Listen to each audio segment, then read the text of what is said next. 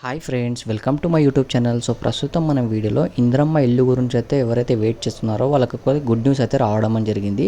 So ఆ good news ఏంటి అంటే మనకి హౌసింగ్ మినిస్టర్ పొంగులేటి శ్రీనివాస్ రెడ్డి గారు అయితే ప్రెస్ మీట్ పెట్టడం అనేది జరిగింది. సో ఈ ప్రెస్ మీట్లో వాళ్ళైతే మనకి ఎవరైతే ఇంద్రమ్మ ఇల్లు గురించి అప్లై చేశారో వాళ్ళకి గుడ్ న్యూస్ అయితే చెప్పడం అనేది జరిగింది. గుడ్ న్యూస్ ఏంటి అంటే మనకి జూన్ 2వ తేదీకి అయితే ఇంద్రమ్మ ఇల్లు గురించి ఎవరైతే అప్లై చేశారో వాళ్ళకి సంబంధించిన లిస్ట్ అనేది రిలీజ్ చేస్తున్నారంట. అండ్ ఇల్లులు అనేది మనకి శాంక్షన్ చేయడం అనేది జరుగుతుందంట. జూన్ 2వ తేదీకి ఎందుకంటే ఆ రోజైతే మనకి తెలంగాణ వచ్చిన రోజు, తెలంగాణ ఫార్మేషన్ డే కాబట్టి ఆ రోజే గవర్నమెంట్ అయితే డేట్ అనేది ఫిక్స్ చేయడం అనేది జరిగింది. అండ్ దాంతోపాటు మనకి ఈ ఇల్లు లెవెల్కి ఇస్తారు అంటే మనకి ఇంద్రమ్మ ఇల్లు గురించి అయితే ఎవరెవరైతే అప్లై చేశారో వాళ్ళకి, అండ్ దాంతోపాటు మనకి అంటే మనకి ల్యాండ్ ఉండి ఇల్లు కట్టుకోవాలని అనుకుంటున్నారు చూడండి, వాళ్ళకిట మనకి శాంక్షన్ చేయడం అనేది జరుగుతుందంట.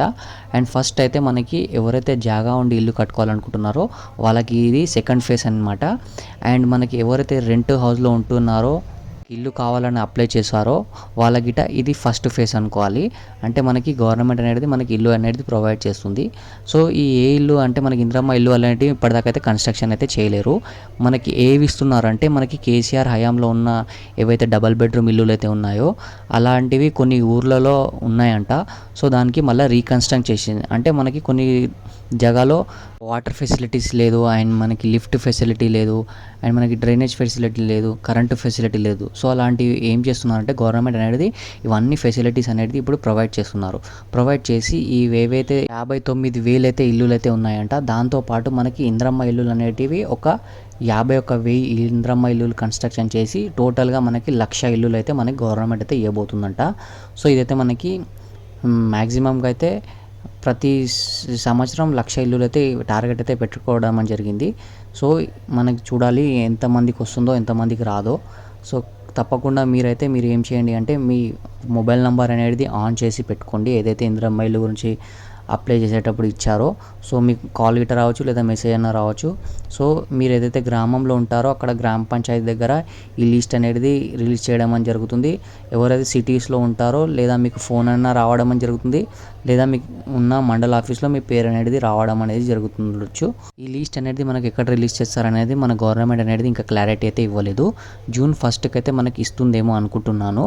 సో ఒకవేళ గవర్నమెంట్ అయితే మనకు అఫీషియల్గా అనౌన్స్ చేస్తే నేను మళ్ళీ ఆ వీడియో అనేది చేస్తాను.